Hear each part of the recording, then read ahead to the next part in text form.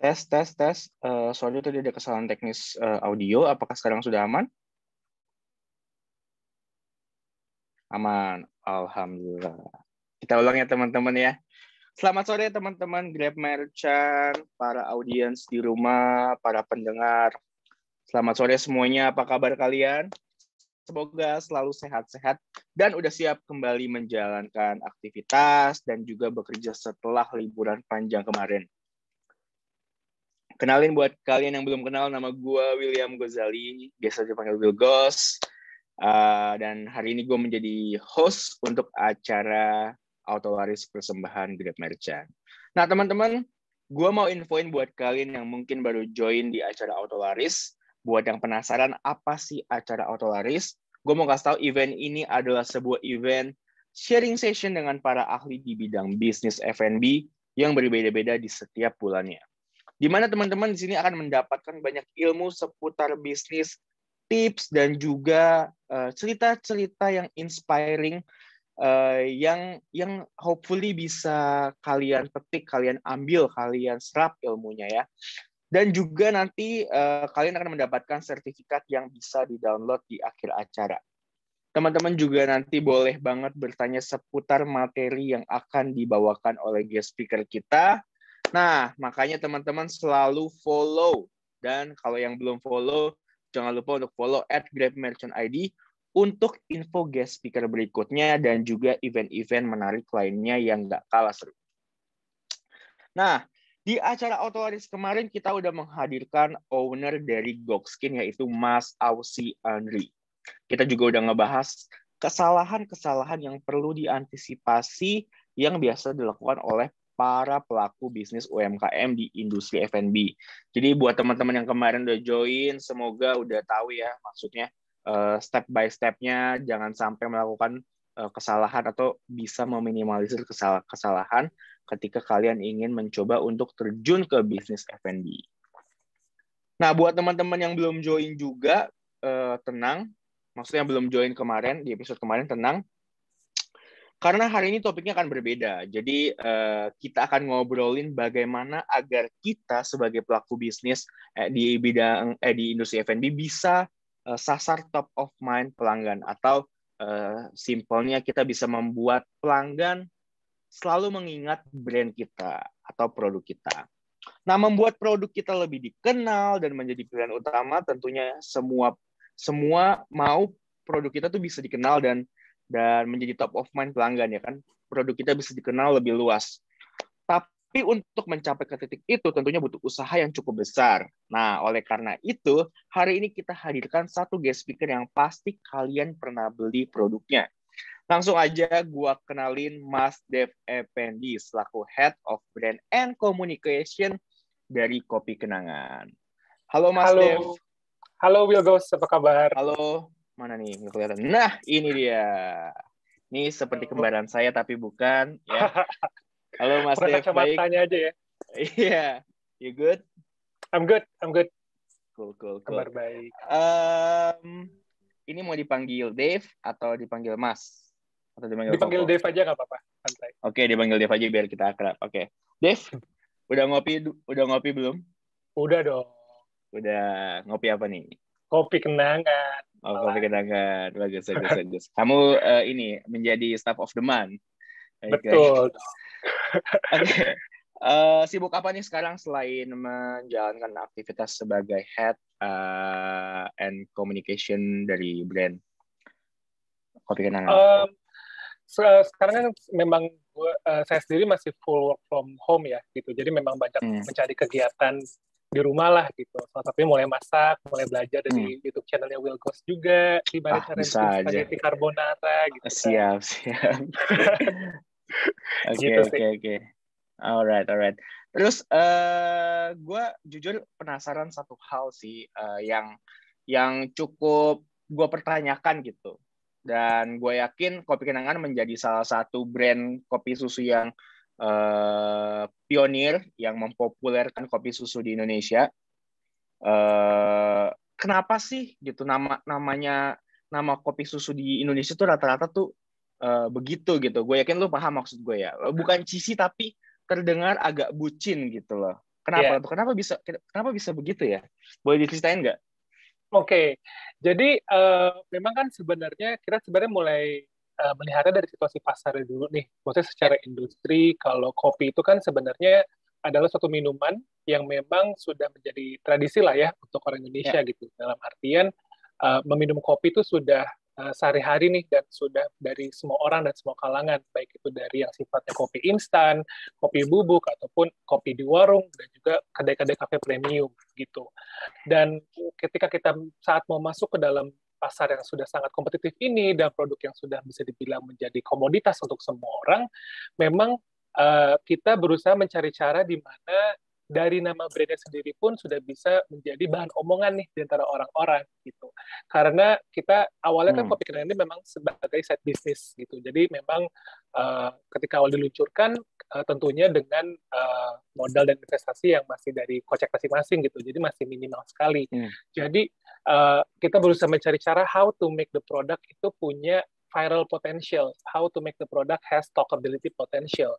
Lalu keluarlah ide dengan mengangkat kata-kata kenangan. Gitu. Di saat itu pun, memang saat kita launching, tren meme tuh lagi lumayan hangat, orang-orang tuh lagi pada suka ngebercandain masalah kayak bucin-bucinan. Gitu. Jadi kita merasa, oke, kopi kenangan itu adalah nama yang cukup menarik. Dan itu pun ternyata memang terbukti sukses, karena dari awal launching, orang tuh udah keburu penasaran dulu dari nama brandnya, nama produknya, and then when they trace the product, it is actually really good juga gitu. Jadi, I think that's how we come up with the names saat itu.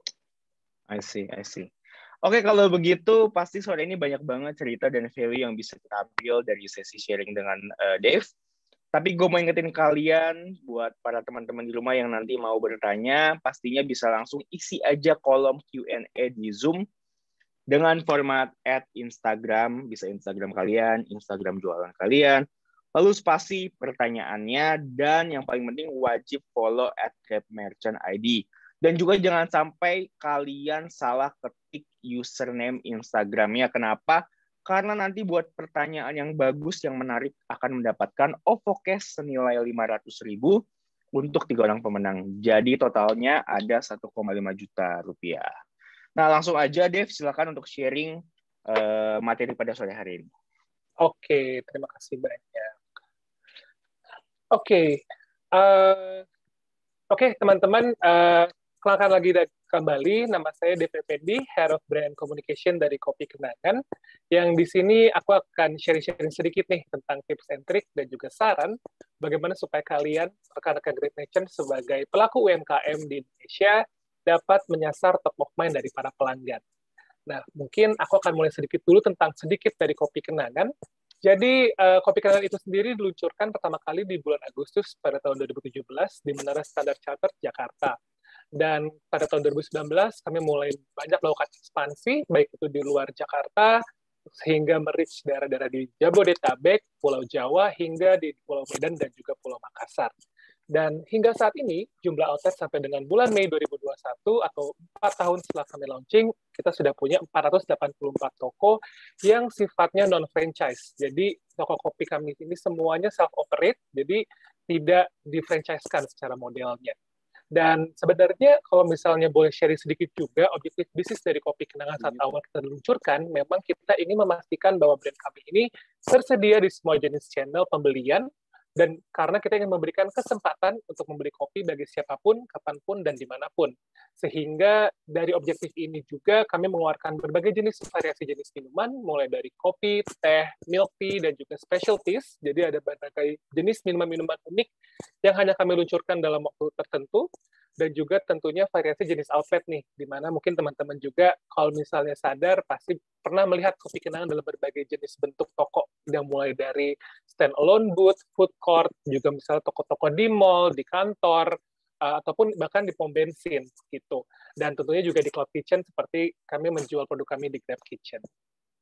Nah, jadi sebenarnya untuk memulai ini, pertama mungkin saya ingin menjelaskan sedikit nih tentang bagaimana Kopi Kenangan itu memposisikan diri kami di pasar.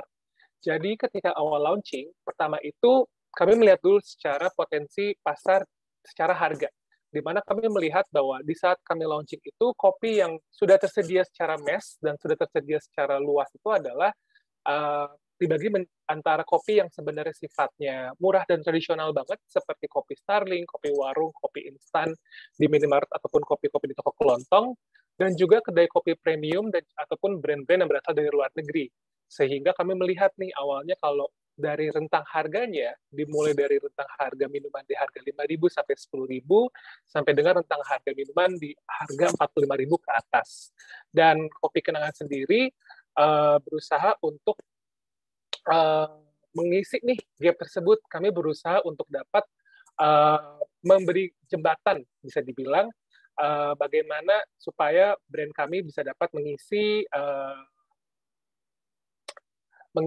gap yang ada di pasar itu. Kami melihat bahwa dari angka harga 5.000 sampai 10.000 dan juga 45.000 itu masih banyak room yang bisa diisi oleh pemain kopi baru gitu. Makanya Kopi Kenangan meluncurkan produk-produk kami dari harga 18.000 dengan 30.000.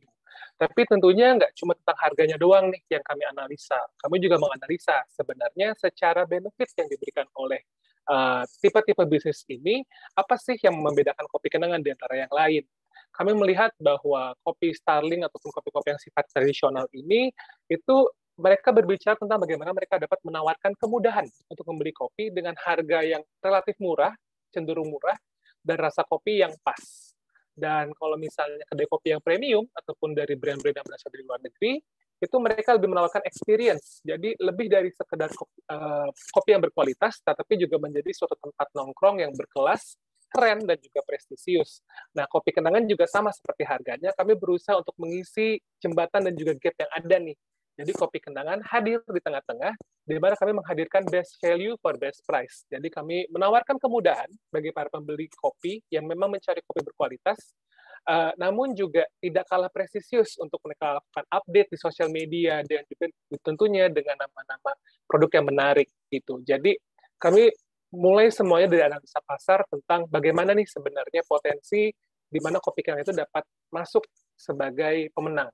Dan kami saat itu melihat bahwa secara target, sejarah kondisi pasar di tahun 2017, celahnya itu yang bisa kita masukin nih di tengah-tengah. Bagaimana kami dapat menjembatani antara kopi yang bisa cenderung sangat murah dan juga kopi yang cenderung sangat premium. Bagaimana kami dapat memberikan best value for best price dan menghadirkan kopi kenangan di tengah-tengah untuk para pelanggan. Lalu setelah kami menganalisa untuk celahnya di pasar seperti apa, posisi kami di pasar seperti apa secara harga dan juga benefit, tentunya sangat-sangat penting juga untuk kita dapat menentukan siapa sih sebenarnya target market ataupun target konsumen dari kopi kenangan itu sendiri, gitu. Karena tentunya setiap usaha bisnis itu harus menentukan siapa sih sebenarnya yang kita sasar sebagai seorang pembeli dari produk-produk kalian. Dan sebetulnya ketika awal kopi kenangan launching itu, target awal kita tuh sebenarnya adalah pegawai kantoran di ibu kota. Jadi kita nyebutnya ini generasi Gen Y dan juga millennials yang punya mobilisasi cukup aktif, dan mereka itu sesekali sebenarnya suka nih minum kopi di kedai kopi premium ataupun kafe untuk nongkrong ataupun bekerja di kafe-kafe tersebut. Dan mereka tentunya memiliki impian dan juga cita-cita yang besar dan mempunyai pertimbangan yang penting dalam mengatur pengeluaran mereka setiap bulannya. Nah, jadi makanya ketika awal kita launching, memang kita tuh lebih launching di area perkantoran dulu. Kenapa juga? Kenapa? Karena kita melihat bahwa pegawai-pegawai kantoran lah sebenarnya yang sudah cukup melek tentang kopi kekinian. Kopi kekinian dalam artian kopi-kopi yang bisa dibilang memberikan experience yang lebih dari hanya sekedar meminum kopi instan ataupun kopi bubuk gitu. Jadi orang-orang modern inilah yang awalnya menjadi target market dari kopi kenangan. Kenapa? Karena kita melihat bahwa secara potensi pasarnya mereka ada, kita bisa hadir dengan harga yang lebih murah dibandingkan kedai kopi yang jauh lebih premium, dan juga mereka pun pastinya dengan orang-orang yang suka punya pertimbangan lebih dalam mengatur pengeluaran mereka setiap bulannya, akan mencari alternatif minuman kopi yang juga bisa mereka konsumsi dengan lebih rutin, tetapi tanpa harus terlalu mengganggu kocek dan pengeluaran mereka nih setiap bulannya. Jadi awal kita launching itu memang kopi kenangan bisa dibilang cukup heavy-nya di area-area perkantoran, di area-area mall, benar-benar di area pusat kota.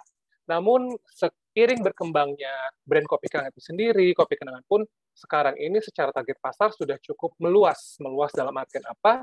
Sudah cukup meluas karena kopi kenangan bisa dibilang salah satu pencetus dan juga pionir yang memperkenalkan kopi kekinian sebagai minuman sehari-hari. Sehingga apa impact-nya? Impact-nya adalah sekarang ini pembeli kopi kenangan bisa dibilang sangat melebar. Melebar dalam artian tidak lagi hanya untuk pegawai kantoran, tidak lagi hanya untuk Gen Y atau millennials, namun juga dikonsumsi dan dinikmati oleh bisa dibilang hampir semua kalangan. Mulai dari anak kecil, mulai dari orang yang lebih dewasa, mulai dari Gen X, bisa dibilang dari cucu sampai kakeknya pun, sampai neneknya pun juga bisa dibilang menikmati kopi kenangan saat ini. Dan bisa dibilang pembeli kopi kenangan sekarang itu bertumbuh dan meluas seiringan dengan budaya meminum kopi yang diadaptasi oleh berbagai jenis generasi. Jadi memang kita melihat bahwa sebenarnya since budaya mengopi ini adalah budaya yang sudah cukup lama ada di Indonesia, kita bisa dibilang membantu untuk memodernkan budaya kopi ini menjadi suatu tradisi ataupun budaya yang juga jauh lebih keren dibandingkan budaya ngopi zaman-zaman dulu. Dan tentunya sekarang kopi kenangan dikonsumsi oleh pria dan wanita dari usia belasan tahun hingga 50 tahun, dan tentunya masih menjadi pilihan anak muda dan pekerja kantoran, tetapi juga dapat dinikmati oleh berbagai generasi. Nah, sebenarnya apa sih impact-nya yang terjadi ketika misalnya terdapat perubahan dalam target market ini sendiri, gitu. Tentunya sebagai suatu brand yang terus dapat besar dan juga berkompetisi di pasaran, kita memang harus beradaptasi. Beradaptasi dalam artian apa? Kita pun sudah mulai meluncurkan inovasi-inovasi produk ataupun inovasi-inovasi tempat yang memang bisa lebih memudahkan lagi nih pembeli kopi kenangan yang semakin luas. Oleh karena itu, sekarang bisa dibilang kita baru aja ngeluncurin kopi 100% Arabica yang ramah di Lampung, supaya orang-orang yang punya masalah gastrik itu tidak punya masalah lagi nih dalam konsumsi kopi. Lalu kita juga meluncurkan minuman-minuman berbasis teh dan juga milk tea dan juga susu, supaya anak-anak kecil, anak-anak lebih muda itu juga dapat menikmati kopi kenangan bersama dengan orang tuanya gitu. Jadi itulah bentuk adaptasi dari kopi kenangan secara bisnis untuk dapat terus berevolusi bersama dengan kondisi pasar dan juga pembeli yang target konsumen yang semakin meluas. Nah, mungkin aku sekedar akan memberikan sedikit tips and trick nih, bagaimana sih sebenarnya yang kita harus lakukan ketika misalnya kita ingin membangun branding untuk usaha kita itu sendiri. Nah, jadi ada beberapa faktor yang amat sangat penting untuk yang perlu kalian perhatikan dalam membangun branding. Jadi ketika membangun branding yang berkesan, itu tuh kita harus memperhatikan 3 hal. Pertama, kita harus memperhatikan kompetisi kita. Jadi pastikan bahwa branding kamu itu berbeda atau memiliki poin yang unik dibandingkan kompetisi yang ada di pasar. Cari cara agar brand kamu itu bisa diingat dan dapat stand out dibandingkan produk lain yang sudah ada di pasaran tentunya. Kemudian, juga sangat penting untuk kita memperhatikan konsumen kita juga. Tentunya konsumen pertama kalian untuk kalian mau launching itu, yang ingin kalian menjadi pembeli pertama produk kalian itu seperti apa. Jadi, branding yang berhasil adalah branding yang relevan dengan konsumen kamu. Jadi semakin konsumen merasa dia mengenal kamu sebagai brand, selayaknya dia mengenal temannya, maka mereka pasti akan lebih memilih kamu dibandingkan brand yang lain. Dan terakhir tentunya adalah bicara tentang nama dan branding. Jadi branding ini berbicara secara general bagaimana konsumen melihat dan menilai produk kamu berbeda dari kompetisi yang ada di pasar. Jadi, nama yang kamu pilih itu harus dapat tercitrakan dalam semua kegiatan komunikasi kamu. Jadi, nama itu amat sangat penting dan juga bagaimana membangun nama tersebut dalam semua kegiatan promosi dan komunikasi juga amat sangat penting. Aku akan bahas satu-satu. Jadi contohnya bagaimana sih sebenarnya kita dapat membedakan diri kita dengan kompetisi. Jadi aku di sini ambil contoh 2 brand yang memang bisa dibilang adalah brand-brand besar, brand-brand kopi besar yang memang head-to-head-nya ataupun kompetisi utama dari kopi kenangan. Di sini ada Starbucks dan juga Janji Jiwa. Dan kalau misalnya kita lihat, kalau Starbucks itu sendiri, sebenarnya Starbucks ingin menjadikan diri mereka sebagai tempat ketiga, jadi pilihan bagi para orang untuk dapat menghabiskan waktunya untuk segelas kopi di antara rumah dan juga tujuan mereka. Gitu. Jadi mereka memang memberikan full experience nih untuk konsumennya. Jadi mereka nggak cuma beli kopi aja, tapi juga mereka bisa menikmati fasilitas-fasilitas yang ada di gerai-gerai Starbucks. Sedangkan untuk Janji Jiwa itu brand yang berjanji untuk memberikan yang terbaik untuk para konsumen dan juga produsen dengan misi untuk mengedukasi budaya dan kualitas kopi yang lebih baik. Jadi brand itu sendiri memang brand yang membawa misi untuk lebih ke edukasi kepada para konsumen ataupun produsen-produsennya. Dan Kopi Kenangan membedakan kami sendiri dengan kami memposisikan brand Kopi Kenangan sebagai brand yang berkomitmen untuk menciptakan kenangan yang tidak kalah manis dibandingkan kenangan mantan. Melalui apa? Melalui produsen, proses, dan juga pilihan produk yang terbaik. Gitu. Jadi, kami memposisikan diri kami bisa dibilang dengan sedikit lebih playful, karena misi kami bukan edukasi, tapi misi kami lebih ingin membuat konsumen kami itu mempunyai dan memiliki kenangan-kenangan yang lebih manis lagi nih ke depannya dibandingkan kenangan-kenangan dengan mantannya. Gitu. Nah, kemudian juga sangat penting untuk dapat menjadikan brand kita ini relevan. Jadi, relevan itu maksudnya apa? Relevan itu maksudnya adalah kita harus dapat mempelajari dan mencari tahu dulu apa sebenarnya diminati oleh target konsumen yang kamu tuju. Jadi waktu itu kita sebelum awal brand di-launchingkan itu sendiri, kita sempat melakukan riset kecil-kecilan dan juga melihat dari Google Trend bahwa memang untuk target usia yang kita sasar, which is adalah Gen Y dan juga millennials, itu memang mereka amat sangat tertarik nih dengan meme. Jadi kita melihat bahwa tren meme di Indonesia dalam 10 tahun terakhir itu memang memuncak pada tahun 2016 dan 2017. Oleh karena itu, kita mengambil tren tersebut untuk dapat menjadikan brand ini semakin relevan lagi untuk para konsumen-konsumen kita. Dan jadi waktu awal branding dan komunikasi kopi kenangan saat awal launching, itu tuh bisa dibilang kita gayanya benar-benar mirip-mirip dengan meme yang memang sering menjadi omongan nih saat-saat itu gitu, dimana kita banyak ngomongin tentang bucin, kita banyak ngomongin tentang kayak kangen sama mantan, kayak kangen sama ngopi sama mantan. Jadi banyak menggunakan kata-kata yang memang menunjukkan kegiatan orang yang sedang galau dan berusaha mencari ketenangan dengan minum kopi gitu. Namun ini kan tahun 2017 saat dia launching gitu, dan bisa dibilang sekarang itu kopi kenangan sudah cukup banyak berubah. Bisa dibilang bagaimana kami pada saat ini tuh masih ada elemen-elemen bucin ya, masih ada elemen-elemen romantisnya di mana kami menunjukkan pasangan yang menikmati kopi kita atau misalnya pasangan yang menikmati merchandise kita, tetapi kita juga mengubah sedikit nih. Kami menjadikan komunikasi lebih relevan dengan menunjukkan konsumen-konsumen yang juga semakin luas dari sisi kopi kenangannya gitu. Jadi secara model untuk photoshootnya pun, untuk model-model visual dan kontennya pun juga semakin kaya secara diversifikasi. Gitu. Jadi mulai dari anak muda, yang mature, kita pun juga lebih menunjukkan lagi minuman-minuman yang memang menjadi unggulan-unggulan kita, dan tentunya juga menyediakan informasi-informasi untuk promo-promo menarik yang memang dapat menarik pelanggan dan juga untuk dapat memilih brand kopi kenangan dibandingkan yang lain. Jadi yang penting itu adalah kita tuh dalam membuat suatu branding dan juga komunikasi, kita juga tetap harus dapat beradaptasi dalam artian untuk dapat berubah mengikuti kondisi di pasar dan juga kegiatan dari para kompetisi-kompetisi itu sendiri. Dan penting untuk diingat bahwa evolusi dari branding dan komunikasi agar tetap relevan tidak berarti menghilangkan atau mungkin mengganti total komunikasi brand kita. Jadi ini contoh komunikasi kopi kenangan nih zaman dulu pas awal launching kita ngomongin tentang baper, bawa perasaan.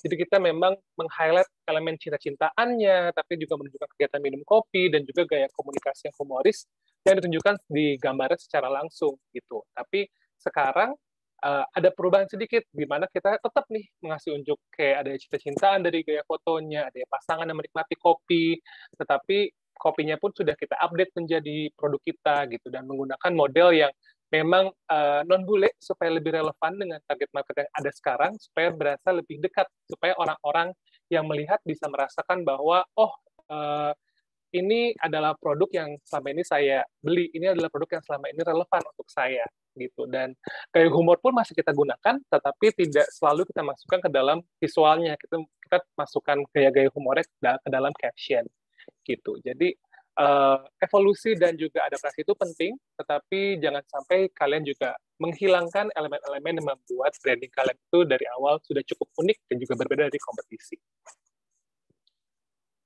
Dan penting banget untuk kamu dapat mencitrakan nama brand yang sudah kamu tentukan.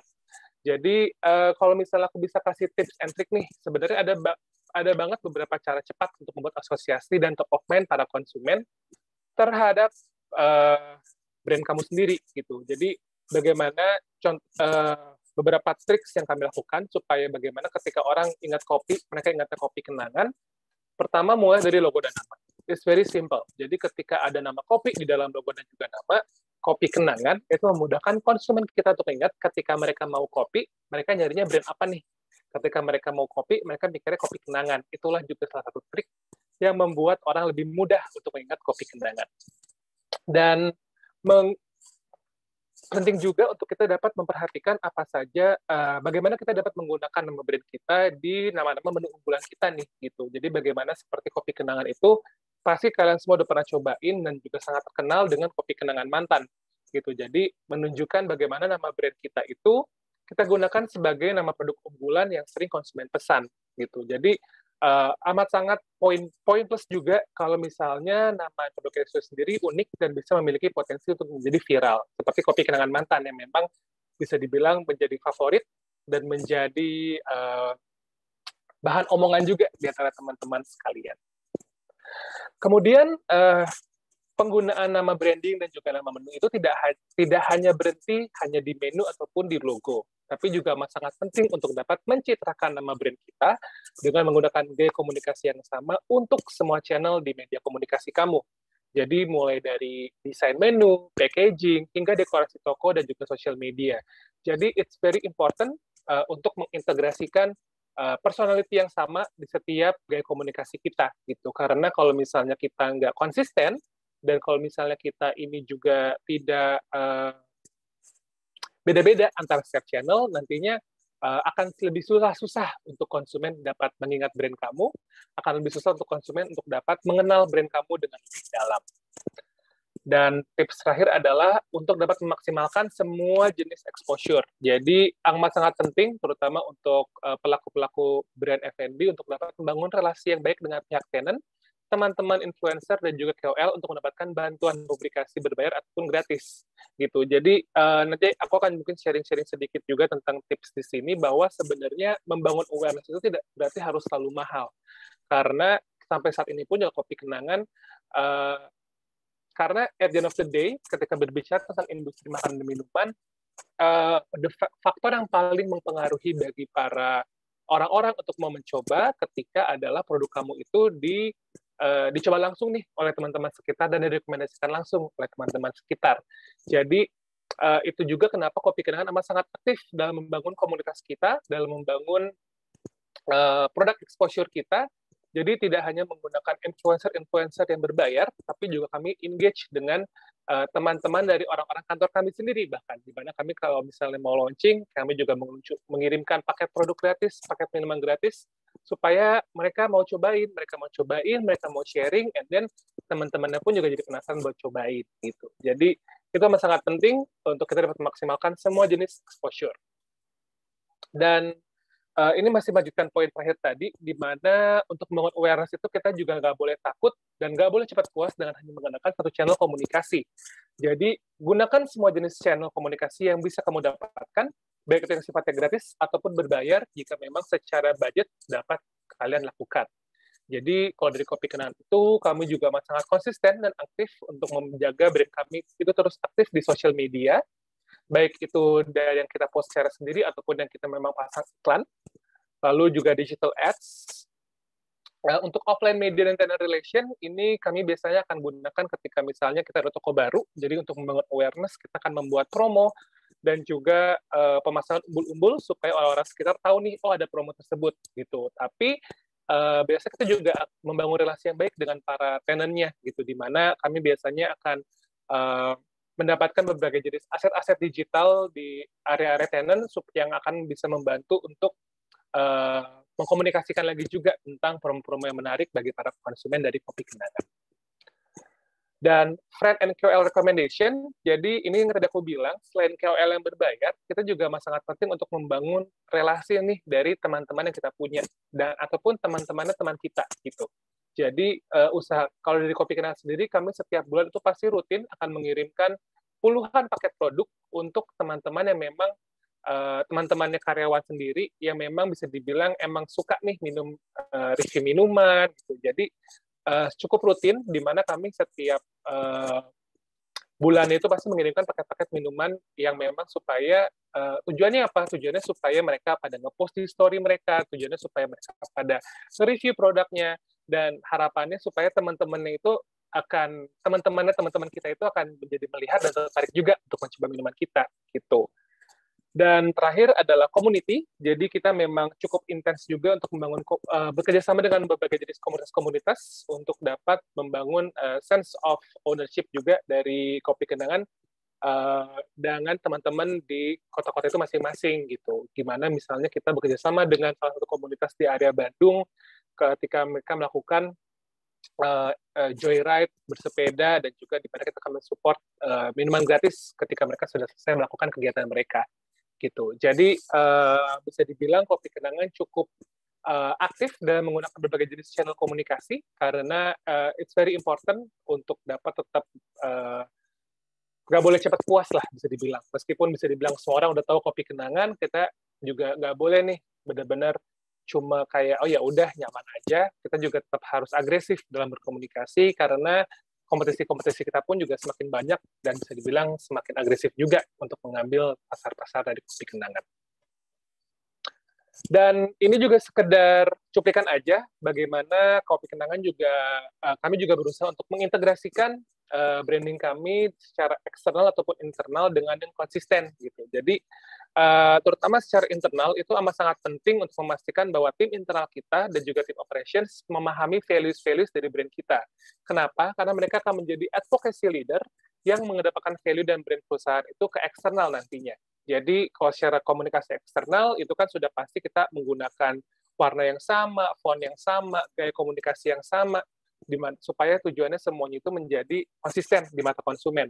Tapi internal pun itu juga amat sangat penting untuk melakukan koordinasi yang intens, di mana kami juga menyiapkan branding guideline, website, terus juga operational guideline, dan juga internal release ataupun rilis-rilis toko, supaya semua tim operasional pun juga paham betul nih sebenarnya apa sih sebenarnya visi dan misi kopi kenangan, apa yang sebenarnya mau kami capai secara perusahaan, sehingga mereka nanti ke depannya akan dapat mengkomunikasikan pesan-pesan tersebut ke konsumen kita juga.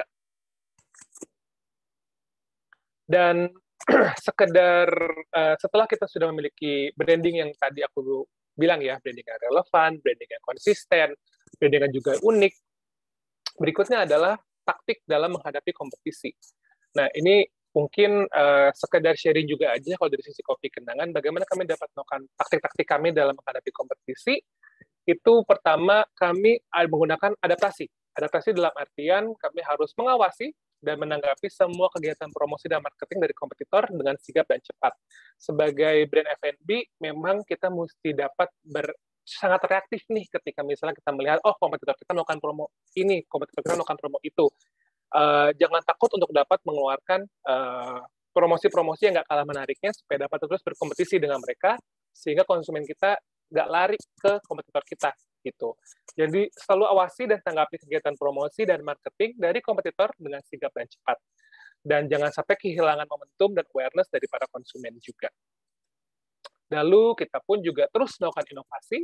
Inovasi dalam bentuk apa? Ini inovasi dalam menyediakan cara ataupun channel baru pembelian produk seperti outlet-outlet yang macam-macam yang tadi aku bilang, seperti kita buka outlet di gas station, kita buka outlet di terminal transportasi, di airport, di rumah sakit.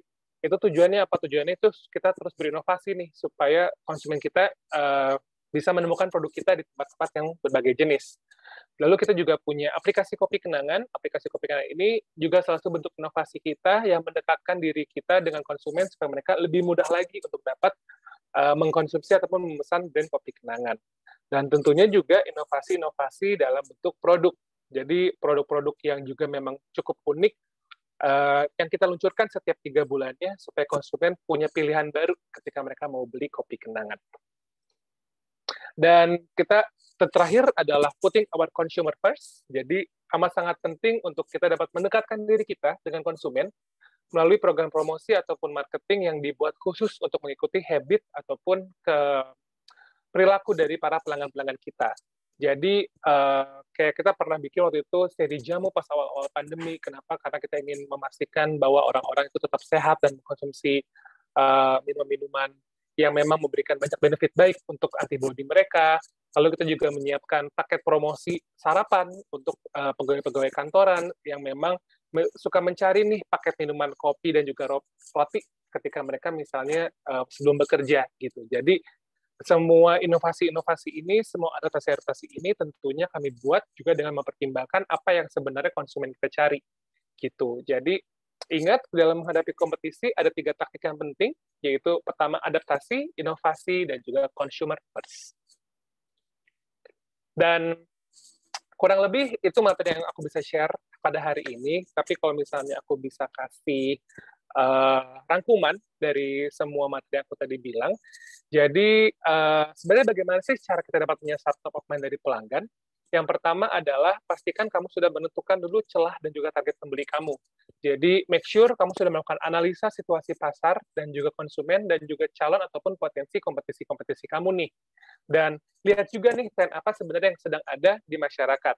kamu juga bisa menyiapkan survei ataupun interview langsung dengan target konsumen kalian untuk memperkaya pemahaman kamu. Sebenarnya apa sih yang mereka cari? Sebenarnya apa sih yang mereka mau beli? Sebenarnya apa sih yang membuat mereka tertarik? Dan pastinya ciptakan celah agar brand kamu itu bisa menang. Lalu berikutnya adalah branding dan komunikasi yang tepat guna. Tepat guna di sini maksudnya apa? Tepat guna di sini maksudnya adalah suatu branding dan komunikasi yang unik, relevan, dan juga konsisten dengan visi dan misi dari perusahaan. Dan tentunya juga align nih dengan tren yang ada di pasar sekarang. Jadi kamu jangan takut untuk terus berevolusi dan beradaptasi untuk mengikuti perubahan pasar dan juga zaman. Dan tips yang terakhir adalah untuk selalu siaga dalam menghadang para kompetisi. Jadi sebagai pelaku bisnis, kita juga tetap harus selalu mawas diri dan jangan mudah merasa mudah. Jangan takut, jangan mudah merasa nyaman. Jangan takut untuk terus beradaptasi, berinovasi, dan mendapatkan konsumen kita untuk selalu menjadi nomor satu. Buat konsumen kita merasa bahwa mereka itu dimengerti dan menjadikan keperluan dan kebutuhan mereka sebagai landasan untuk semua kegiatan promosi kamu. Nah, itu kurang lebih tips and trick dan saran dari saya dan juga dari Kopi Kenangan untuk bagaimana kalian dapat menyasar top of mind dari para pelanggan kalian. Semoga dapat membantu dan ya, terima kasih itu untuk materi yang bisa kasih pada hari ini. Alright, Dave, thank you banget ceritanya. Dan kalau gue boleh tadi lihat materi lu di awal yang soal bagaimana Kopi Kenangan mengisi gap antara kopi warung dan kopi yang sangat premium, yang specialty coffee, Arabica, whatsoever. Itu tuh gue relate banget sama cerita itu. Kenapa? Karena gue sebagai customer, gue nggak minum kopi banget dulu.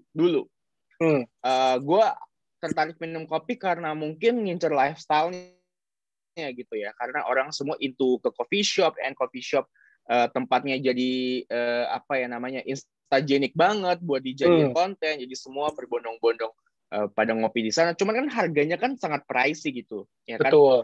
Dan kalau minum kopi yang warung-warung, gue ngerasanya tuh kayak gula doang gitu, nggak ada kopinya gitu. Jadi yang gue butuhkan saat itu adalah lifestyle. Untuk memenuhi lifestyle gue ke coffee shop yang specialty segala macam, dan pada akhirnya gue enjoy minum kopi, dan akhirnya kafe ini menjadi kebutuhan gitu, dan itu shifting sampai ke titik mungkin gue mempertanyakan kok nggak ada sih yang jual kopi yang proper tapi harganya reasonable, yang affordable, sampai akhirnya masuk kalian, Kopi Kenangan, Jiwa Group, dan semua pengusaha penjual kopi susu gitu. Jadi menurut gue itu yang mesti dilihat oleh teman-teman di sini gitu, melihat opportunity yang seperti itu, menjawab keresahan ya, menjawab kebutuhan calon customer-nya, ya nggak sih, bro? Betul. Makanya sebenarnya memang kadang-kadang amat sangat penting juga sih sebagai pelaku bisnis untuk self-reflection gitu. Maksudnya dalam artian untuk lihat lagi sebenarnya, untuk bertanya, kok nggak ada sih apa yang lagi gue pengenin, tapi kok nggak ada sih yang jual gitu. Coba ada yang jual ini, coba ada yang jual itu gitu. Sebenarnya ide-ide liar seperti itu yang kadang-kadang can be that golden ideas kan sebetulnya. Gitu. Iya. Alright. So langsung aja di sini udah ada banyak pertanyaan, gue bakal bacain. Udah dipilih juga oleh tim Grab Merchant. Wait a sec. Ini dia. Nah, udah ada sekitar 7 pertanyaan. Wait, 7 atau 8 ya? Oke, 8 pertanyaan. Langsung siap, Dave? Siap. Long. Enggak. Just kidding. Oke, pertanyaan pertama dari @kakao_rohmaditya. Jika kita ingin memasarkan sebuah produk, bagaimana strategi pemasaran yang efektif dan tepat sasaran? Apakah menentukan produknya dulu, kemudian market, atau marketnya dulu, kemudian produk? Mohon penjelasannya, terima kasih. Ini pertanyaan yang cukup sering common dan ditanyain ya. Maksudnya dalam artian itu kayak it's almost a chicken and egg questions at this point, I think gitu. Karena kayak kalau produknya enak tapi nggak ada yang suka gimana, kalau banyak yang suka dan produknya biasa aja gimana gitu. Itu lumayan sering banyak ditanyakan lah gitu. Cuman what I can say itu adalah itu tuh sebenarnya proses yang jalannya beriringan. gitu. Kalau misalnya ada target konsumennya, target pembelinya, tapi produknya pun juga bisa dibilang tidak punya uniqueness ataupun specialty yang membuat jadi berbeda dari yang apa yang sudah di pasaran, itu pun juga cannot works gitu. That's why it's very important untuk pertama itu yang tadi aku bilang, pertama lihat dulu nih, dan kayak tadi Will Goss bilang, ada opportunity-nya nggak sih sebenarnya? Ada celah yang bisa dimasukin nggak sih gitu? Ada nggak sih sebenarnya gap yang belum diisi gitu? And then kalau misalnya itu udah ada, and then kayak kita mau ngisi celah itu seperti apa nih? Opportunity apa nih? Kompetisinya seperti apa yang ada di pasaran? Dan kemudian it will be also very beneficial to test out those product directly to your intended target market pertama gitu. Dan intended target market di sini dalam artian awalnya mau diluncurin ini mau dihitnya ke siapa sih gitu. Karena misalnya Kopi Kenangan awal memang meluncurkan produk kita untuk karyawan ataupun emang anak-anak muda millennials gitu ya. Jadi pas awal kita luncurin memang kita udah sempat tes produknya dulu ke memang yang orang-orang di kalangan tersebut gitu. Kita datang ke mereka, kita tes kalau misalnya ada kopi segini dengan harga sekian, dengan branding sekian, kalian tertarik nggak gitu. Itu sangat important sebelum di launching. Kita pun juga melakukan riset yang sama, tapi dengan kategori yang berbeda. Jadi kita melakukan ke kategori yang lebih mature maupun ke kategori yang lebih younger gitu.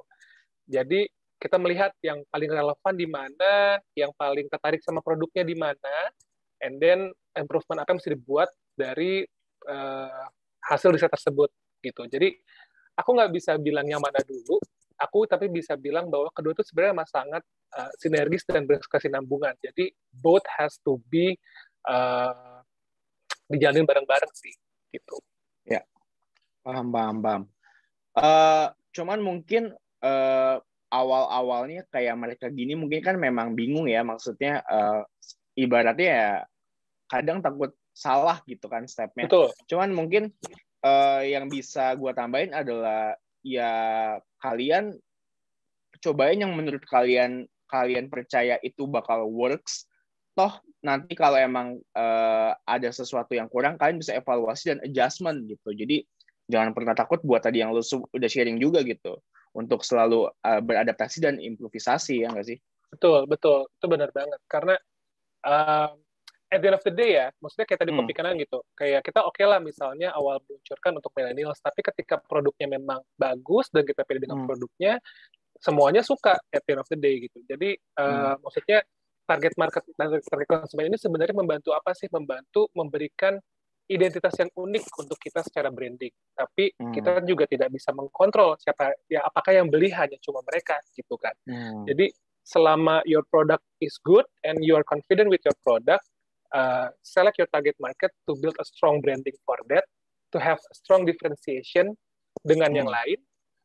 Tapi ya gitu sih. Oke. Semoga menjawab untuk Kakao. Dan kita lanjut ke pertanyaan kedua. Alvino Shanghai. Terkait dengan pemilihan nama, logo, warna, slogan, dan aspek lain yang dapat mempengaruhi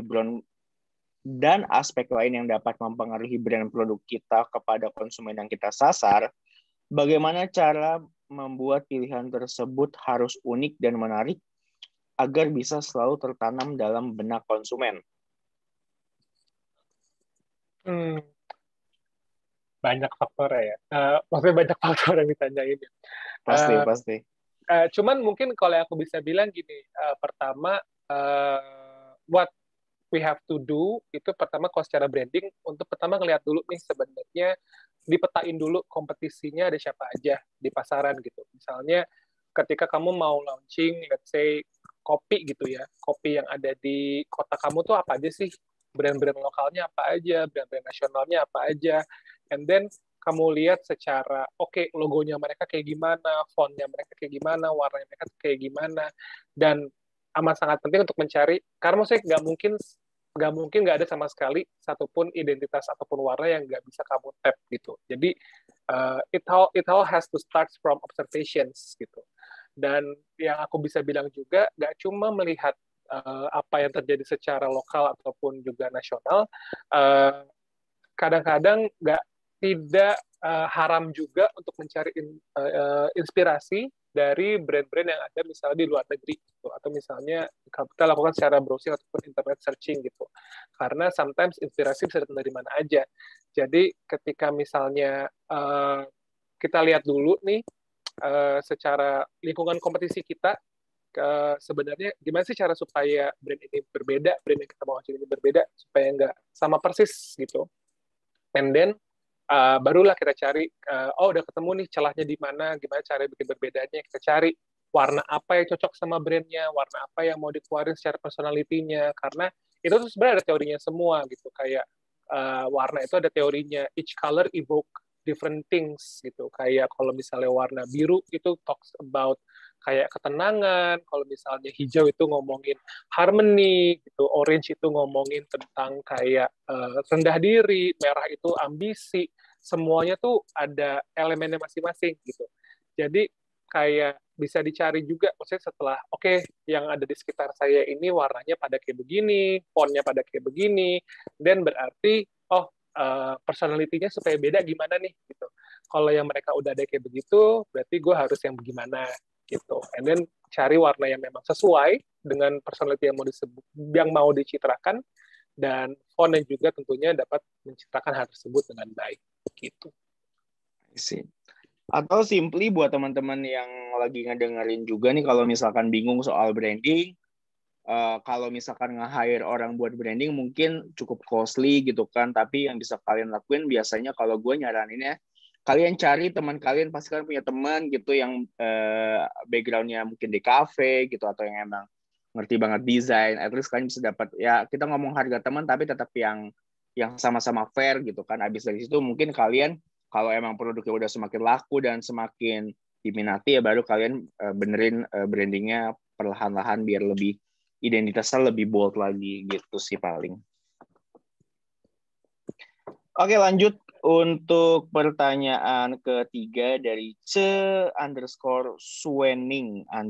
lagi. Bagaimana cara kita sebagai pelaku usaha kuliner supaya tetap bisa konsisten menghasilkan konten yang menarik di sosial media, dan bagaimana agar tidak bosan membuat postingan konten setiap harinya sehingga kita bisa dengan mudah menyasar top of mind dari pelanggan.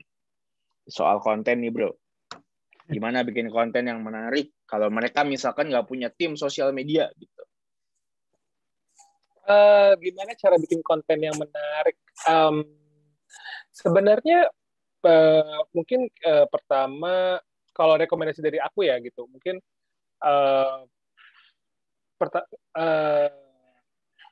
sebenarnya gini, kalau yang kita lihat sekarang tuh sebenarnya misalnya di TikTok gitu ada banyak banget kayak jenis-jenis maksudnya setiap hari, setiap minggu tuh pasti tren yang lagi booming itu berbeda. Dalam artian lagu yang berbeda, gerakan yang berbeda. Maksudnya tren tuh geraknya cepat banget sekarang gitu. Jadi bisa dibilang kalau misalnya memang kita mau ngambil suatu tren untuk bisa kita adaptasi, itu tuh kayak banyak banget yang bisa kita lakuin tanpa harus kekurangan ide gitu. Jadi maksudnya there's a lot yang bisa kita lakukan untuk hijack those trend gitu.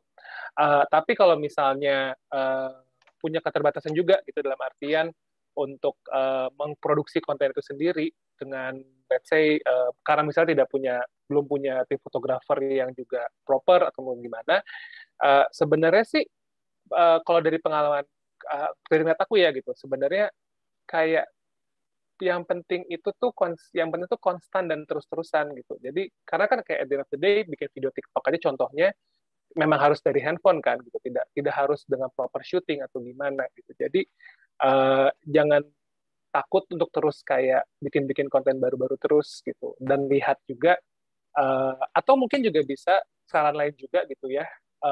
Yang paling gampang itu sebenarnya ketika awal melakukan branding, bisa juga menggunakan sesuatu yang lebih copy driven gitu, misalnya dengan menggunakan kata-kata yang unik ya, copy kenal waktu awal gitu, karena kita juga waktu awal belum punya tim fotografer, belum punya tim desain yang juga banyak gitu, jadi ya kita semuanya berawal dari idenya yang mau diomongin apa nih gitu. Jadi kita lebih kayak bikin puisi, lebih bikin frasa gitu-gitu, jadi kayak itu kan sebenarnya bisa dilakukan dari aplikasi di handphone gitu, kayak menggunakan Canva, menggunakan Adobe Illustrator, Photoshop gitu. Jadi maksudnya sebenarnya banyak banget cara-cara yang bisa dilakuin untuk bisa to make consistent content tanpa harus have a lot of investment on the production of the content itself gitu sih.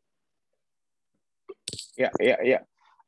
Ini udah pernah dibahas juga sebenarnya oleh speaker-speaker sebelumnya gitu, dan mungkin kalau gue boleh tambahin juga, bener banget tadi kata Dave, maksudnya kita tuh nggak usah terlalu pusingin untuk investasi kamera ataupun manpower buat ngebikin desain ataupun konten sosial media gitu. Maksudnya kita sebagai pelaku F&B memang awal-awal tuh mesti serba bisa dan serba apa ya, maksudnya mau kerja keras gitu loh untuk ngurusin sosial media juga gitu. Dan tadi benar banget itu Canva bisa kalian cek juga, canva.com itu banyak banget template-template gratis juga gitu, walaupun dia kalau mau unlock semua fiturnya mesti bayar, tapi yang gratis juga udah cukup powerful sih. Gue personally juga pakai gitu kan. Ya hopefully teman-teman abis ini bisa ngecek gitu loh, jadi biar nggak kelupaan, mungkin teman-teman bisa catat canva.com biar bisa dipakai gitu. Sama tadi bener juga tuh, maksudnya ya ikutin tren, tapi balik lagi trennya apakah sesuai dengan message yang ingin kalian sampaikan gitu dari brand kalian, ya nggak sih? Kan kalau misalkan walaupun itu lagi tren, tapi kalau nggak sejalan atau nggak sekonsep ya jadinya malah Betul, nanti betul. kemana-mana. Betul. Makanya memang sebenarnya harus ada proses filter juga sih. Maksudnya Ya. kayak ya maksudnya kalau kopi kenangan mungkin agak lebih fleksibel karena kita memang ya bucin-bucin, humor. Jadi kayak misalnya sudah saya lebih mudah juga nih untuk hijack certain trends yang memang kayak, karena jalurnya kan komedi juga anyway gitu. Yeah. Tapi memang kembali lagi benar kata Wilkos tadi, mesti lihat juga kalau misalnya brand kalian itu tidak mesti difilter lagi konten dan tren mana yang bisa di hijack dengan identitas dari brand kalian juga gitu. Yes. Oke, sebelum ini seru banget, masih ada sekitar 5 pertanyaan lagi, tapi gue bakal langsung minta tolong buat teman-teman yang lagi ngedengerin untuk ngisi polling yang akan muncul di layar kalian. Paling cuman butuh waktu 1 menitan untuk diisi. Mohon teman-teman ngasih feedback buat kita biar kita bisa memberikan yang lebih baik lagi buat kalian di acara otomatis ini. Mohon tim Grab untuk menampilkan layar pollingnya. Ini dia. Ada sekitar 7 pertanyaan, tolong dijawab.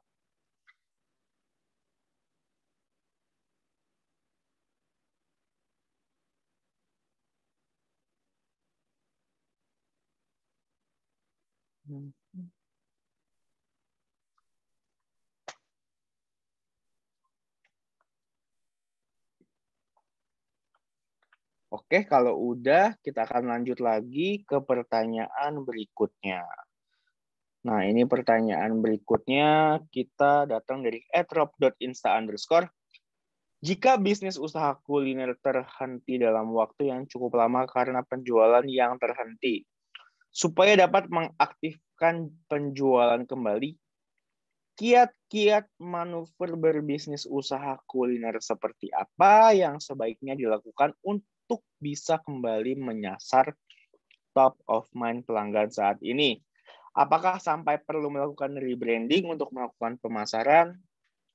Mungkin ini terkena pandemi, jadi dia sempat berhenti, tapi sekarang mungkin mau recover lagi gitu. Kira-kira gimana tuh, bro?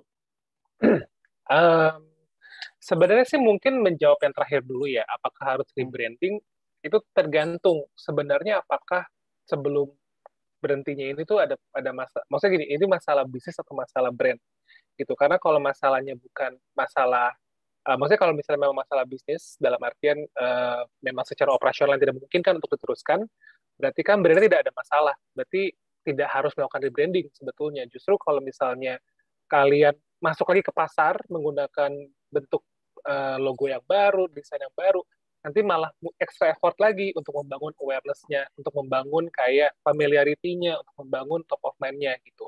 Jadi rebranding mungkin tidak langsung menjadi suatu ini ya, menjadi suatu jawaban menurut aku gitu.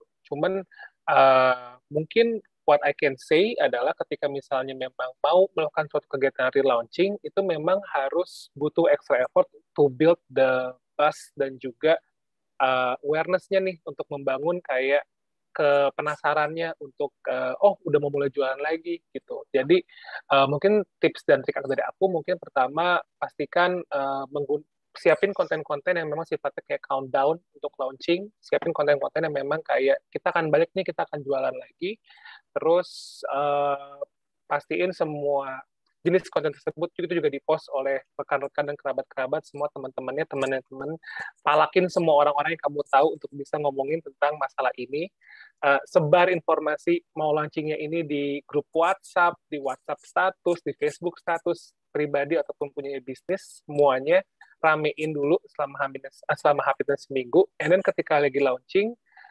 pastiin kamu juga nyiapin promo yang menarik gitu. Misalnya apakah itu bentuknya buy one get one, buy two get three, supaya apa tujuannya supaya orang-orang mau nyobain lagi dulu nih gitu karena sempat rehat kan gitu. Jadi mungkin itu sih kalau tips and trick praktikal dari aku. Jadi nggak harus rebranding, tapi memang butuh extra push lagi untuk bisa naikin awareness-nya gitu. Oke. Semoga menjawab tadi @drop.insta buat pertanyaannya apa perlu rebranding, gimana manuver-manuvernya. Dan sekarang lanjut ke pertanyaan kelima dari @meatlovers_sby. Saya ingin bertanya, bagaimana kita bisa menjaga engagement dengan pelanggan di saat produk yang kita tawarkan juga banyak ditawarkan oleh pihak lain? Saingan. Oke, saingan. Iya. Oke, mungkin sebenarnya gini, yang kalau misalnya memang produknya itu banyak ditawarkan oleh orang lain, tapi karena kita ngomongin engagement itu kan kita ngomongin komunikasi ya gitu. Jadi gimana membedakannya gitu. Kayak tadi aku cerita sedikit tentang kopi. Kalau misalnya kan yang jual kopi itu udah banyak banget gitu. Maksudnya dari harga murah sampai premium gitu. Kita berusaha mencari cara gimana supaya kopi kenangan itu punya elemen yang uniknya nih, yang punya kopi kenangan. Makanya kita pilih gaya komunikasi yang bucin-bucinan, gaya komunikasi yang lebih humoris, supaya membedakan kopi kenangan dengan brand-brand yang ada di pasar saat awal kita launching. Gitu. Jadi mungkin I think ini lebih bukan masalah ke produknya juga, dalam artian karena there is nothing new under the sun, pasti ada aja orang brand-brand yang sudah menjual produk sejenis seperti kamu, baik yang udah established ataupun sifat masih UMKM, tapi gimana cara dibungkusnya supaya lebih unik gitu. Maksudnya kayak tadi kalau nggak salah namanya Meat Lovers Pizza, so I assume namanya pizza, I think. Jadi mungkin kayak gimana caranya, misalnya contoh apakah pizzanya mau dibawa dengan kearifan lokal, apakah misalnya pizzanya mau dibawa dengan nama-nama yang lebih nyeleneh, gitu. Maksudnya sebenarnya ya caranya tuh macam-macam. Tapi kembali lagi mesti lihat dulu yang udah ada di pasar sekarang seperti apa, and then gimana cara supaya kalian nggak kelihatan seperti brandnya cuma ngikut-ngikutin doang gitu. Ya. Alright, kita lanjut ke pertanyaan berikutnya dari @miasok_PKU. Seberapa efektifkah branding atau tagline yang kita gunakan untuk membuat produk kita tetap diingat oleh konsumen? Seberapa efektif itu mungkin aku bisa bilang tujuan tagline ataupun tujuan kayak misalnya adanya logo atau apa kan sebenarnya untuk mereka itu adalah kayak pembantu supaya elemen-elemen pembantu supaya konsumen itu lebih dapat mudah mengasosiasikannya nih gitu. Kalau misalnya mereka dari awal cari kopi, and then terus pas lihat kopi kenangan, and then tahu-tahu kayak oh kopi kenangan kan kopi yang itu ya gitu. Jadi itu tuh sebenarnya tujuan tagline itu di situ. Tujuan tagline itu sebenarnya supaya bisa membuat identitas yang lebih unik untuk brand itu sendiri gitu. Jadi kembali lagi makanya sebenarnya efektifnya apa? Kalau efektifnya untuk memberikan identitas yang berbeda itu pasti efektif gitu karena memang itu menjadi suatu hal yang diperlukan karena kita kan sebagai suatu statement nih kayak ini brandnya kita gitu, ini yang kita mau utarakan gitu, itu efektif. Cuman apakah tagline itu efektif dalam membuat misalnya pembelian? Ya nggak juga gitu, maksudnya nggak semuanya ke situ arahnya gitu. Jadi ya kurang lebih gitu sih. Jadi ya maksudnya penting, branding itu penting dalam artian untuk membuat identitas yang berbeda, identitas yang unik. Dan kalau misalnya memang kamu ada di kompetisi yang memang masing-masing tuh punya identitas yang let's say mirip-mirip semua gitu. Jadi kalau misalnya produknya yang dijual itu suatu produk yang memang sangat masif, dalam artian kayak ya udah semuanya cuma bicara tentang rasa, adanya branding sama identitas itu bisa menjadi dimensi dan elemen lain yang membuat orang bisa ingat dan milih brand kamu untuk lebih gitu sih. Alright.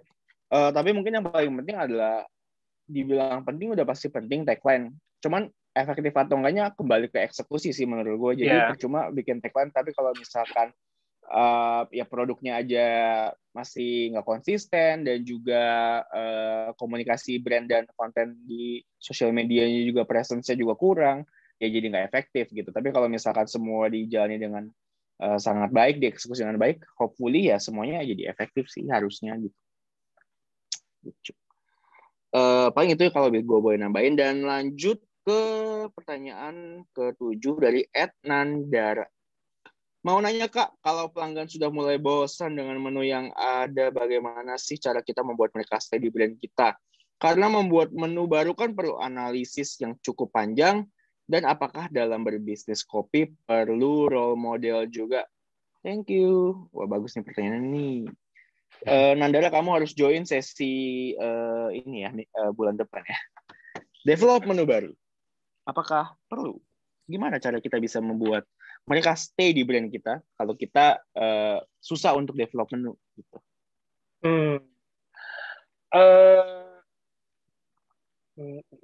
Mungkin gini kali ya. Sebenarnya menu development itu oke, let's say memang butuh analisa yang ketika kamu bilang gitu ya, Nandara. Maksudnya emang betul butuh analisa yang lebih mendalam seperti apa. Cuman kalau dari pengalaman aku di Kopi Kenangan, sebenarnya it's gak wise juga ketika mendevelop menu itu benar-benar kayak satu ingredients baru tuh dipakai hanya untuk satu menu contohnya gitu. Jadi dalam artian sebenarnya misalnya kita ada sirup karamel gitu dan kita punya karamel coffee gitu. Itu kan nggak, kalau misalnya kita cuma jual dalam bentuk karamel coffee, itu kan juga tidak efektif dalam artian ingredients-nya akan dari situ doang. Jadi diperkaya lagi kan gitu. Jadi maksudnya dalam artian inovasinya pun juga kita melihat nih sebenarnya secara resource apa yang kita punya dan apa yang bisa kita introduce ke pasar gitu.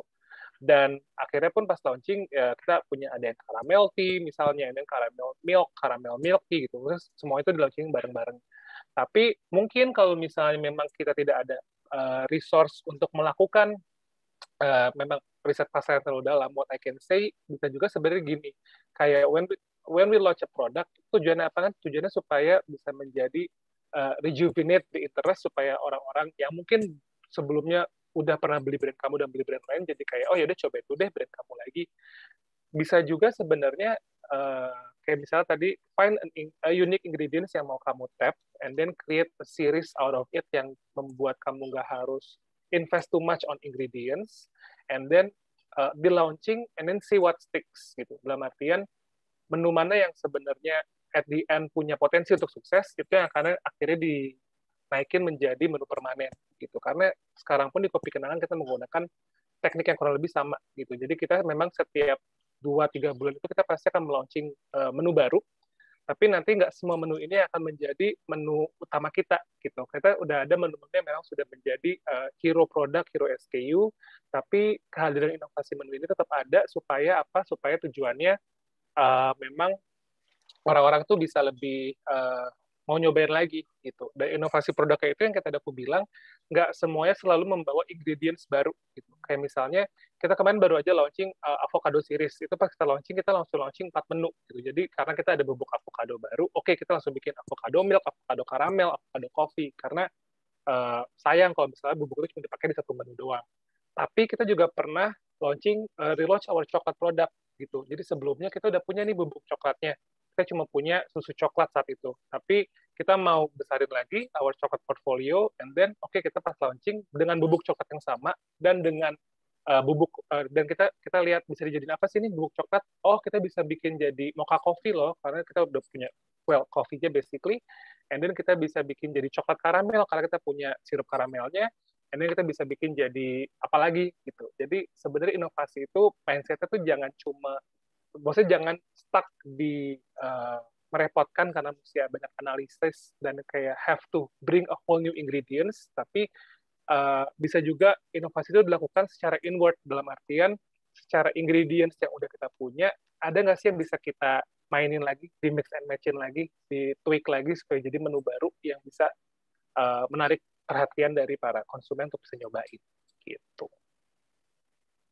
I see. Tapi memang kayaknya kalau lo terjun ke F&B bisnis zaman sekarang sangat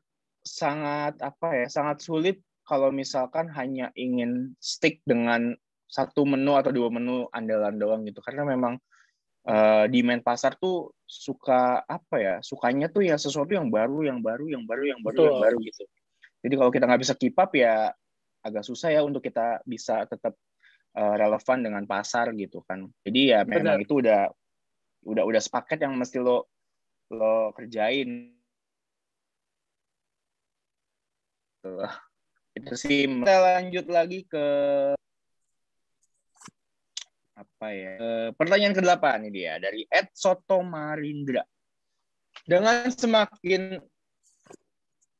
semakin banyaknya kompetitor kopi kekinian sekarang, bagaimana kopi kenangan to stay in competition strategy? Terima kasih.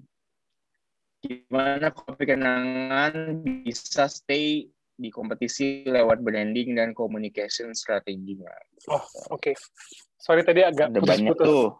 Bahkan sekarang kita bisa bilang, sekarang pokoknya intinya sekarang banyak banget orang yang jualan kopi susu ya kan, dan kurang lebih like kopi kenangan gitu kan. Gimana lo bisa ibaratnya tetap membedakan kopi kenangan dari brand-brand tersebut? Sebenarnya tadi ini sih yang kayak tadi beberapa tips yang aku udah sempat sharing juga sebelumnya gitu. Jadi memang pertama yang tentunya adaptasi, dalam arti adaptasi apa?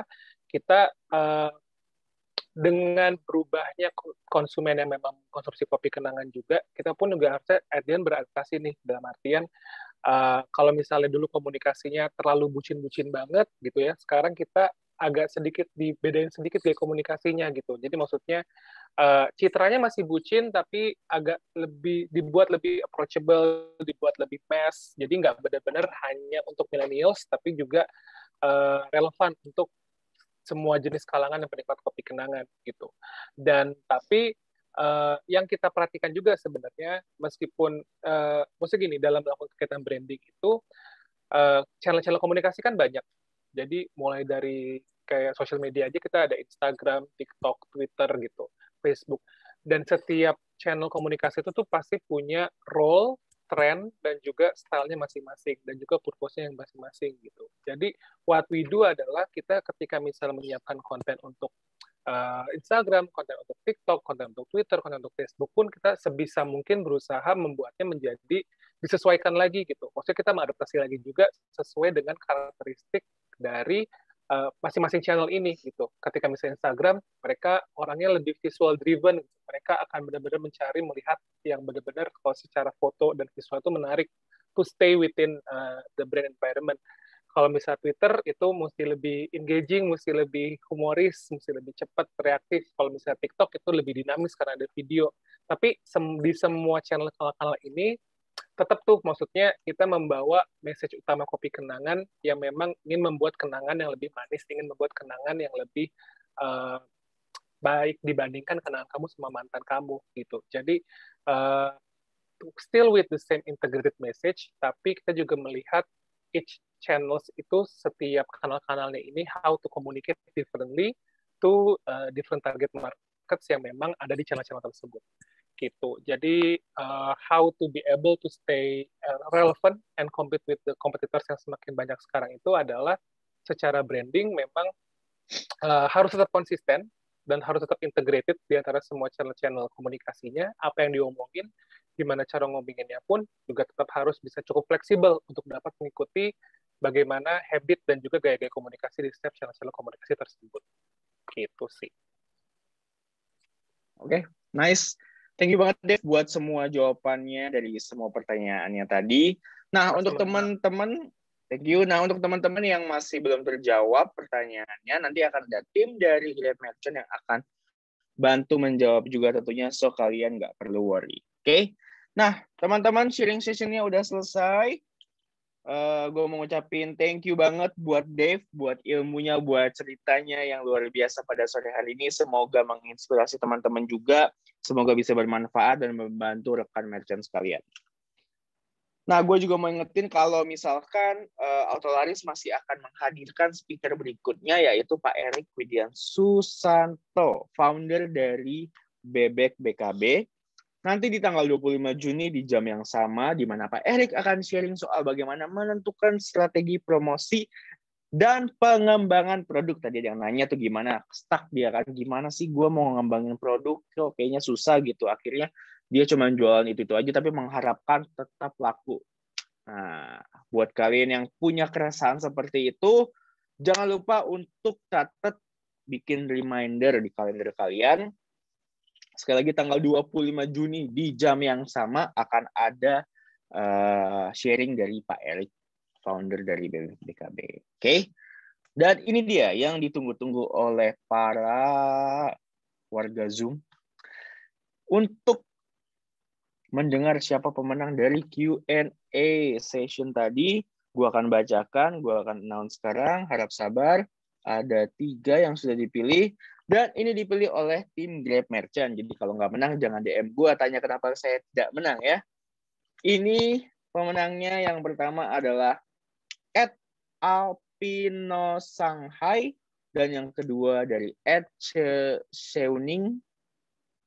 Dan yang ketiga dari @meatlovers_SBY. Congrats buat kalian bertiga.